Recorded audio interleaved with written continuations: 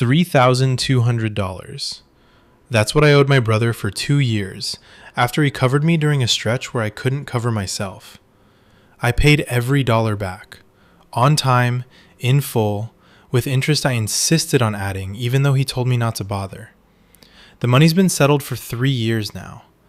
Things between us still aren't right, and for a long time I couldn't figure out why. I did the responsible thing. I closed the loan. So why did it still feel open? Here's the debt I actually owed him, and it was never the $3,200. If you're into the psychology behind money, wealth, and the financial decisions that shape our lives, consider subscribing. I'm Jake, and I've spent way too much time making money mistakes, so you don't have to. So if paying back the money doesn't close the debt, what actually does? Let's get into it. Here's what I got wrong for 2 straight years. I treated the debt to my brother like a spreadsheet problem. Principal, a rough interest rate I made up to feel less indebted, a payment plan. I tracked it in a notes app. Every payment, I felt the number get smaller, and I felt genuinely good about that. Responsible, on top of it.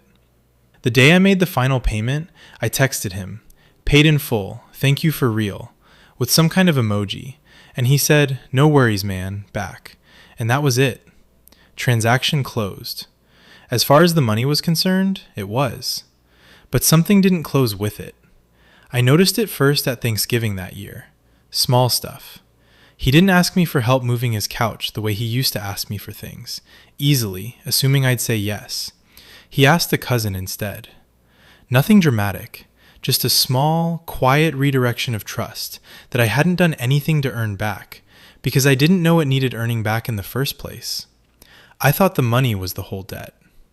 Here's what I understand now that I didn't understand then.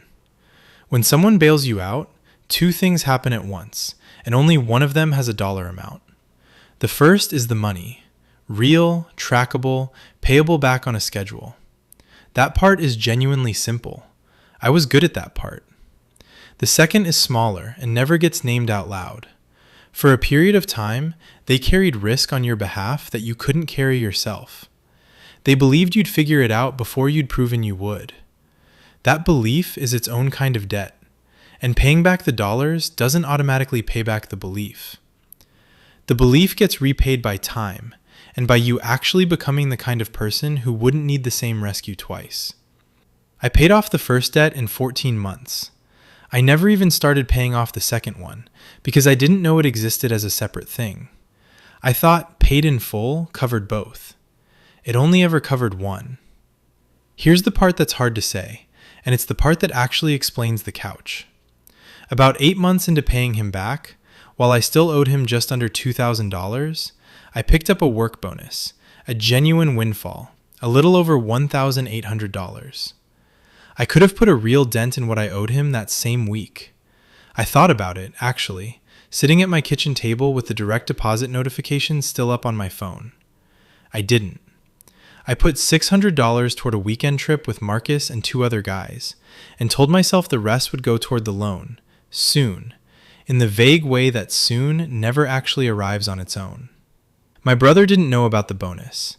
He wasn't checking, but I knew, and some part of me that I wasn't proud of had quietly decided that as long as the monthly payment kept showing up on schedule, what I did with everything else was nobody's business but mine. I paid him back eventually, on the timeline I'd promised, technically honest, on paper. But I'd had a real chance to close the gap faster, to show him the debt mattered to me beyond just clearing my own name of it, and I chose a weekend in the mountains instead. I don't think he ever found out about that specific bonus, but I think he felt the shape of it anyway. The difference between someone racing to make you whole and someone comfortably making the minimum, and calling both of them paying you back. I have a friend, not Marcus, someone from college, who's never once borrowed money from anyone I know of. Doesn't need to. But he crashed on his sister's couch for 4 months after a bad breakup a few years back. No rent, no timeline, no ask for anything back. He tells this story like it's just a nice thing that happened to him. He's never once, in the time I've known him, asked how she's doing when things are hard for her. Didn't show up when she was moving apartments last year, even though he was free that Saturday. Nothing cruel about it. He just genuinely doesn't seem to register that 4 months of free rent and zero rent checking was itself a kind of loan, one that doesn't get repaid in dollars because there were never any dollars to begin with. Watching him, I finally understood the shape of what I'd done with my brother. You can settle every dollar of an actual loan and still owe someone the thing the money was standing in for the whole time. The showing up, the noticing, the small acts that say, I remember what you did for me, not just, I paid you what I owed you. So here's the thing I do differently now, and it's not really a money habit at all. When someone helps me, with money or with anything that functions like money, time, a favor, a couch, I try to ask a second question after, how do I pay this back? Which is, what did carrying this actually cost them? And how do I show up for that, separate from the number? Sometimes the answer is small, showing up for the couch moving, asking how they're doing without an agenda, not waiting for them to need something before I offer. I also called my brother about 6 months ago and said some version of this out loud, that I knew I'd paid the loan but never really paid him back, and that I was sorry it took me 3 years to see the difference. It didn't fix everything in one phone call, but he asked me to help him with something small the next month, first time in a long while, and I said yes before he even finished the sentence. I still think about that Thanksgiving, the couch, the cousin he asked instead of me. It wasn't a big moment. That's exactly why it took me so long to understand what it meant. I used to think a debt was closed the moment the number hit zero. I don't think that anymore.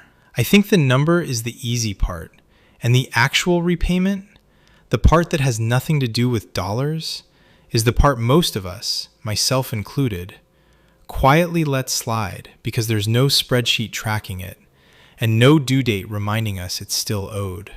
If someone's ever bailed you out and you've paid every dollar back and it still feels unfinished somehow, I don't think you're imagining it. I think there's a second debt, and it's still open. Tell me, is there someone you've technically paid back but never actually made whole? I read every comment. And if you want more of this, subscribe. Because the psychology behind the money decisions we make and rarely name honestly is exactly what this channel is about. I'm Jake. I'll see you in the next one.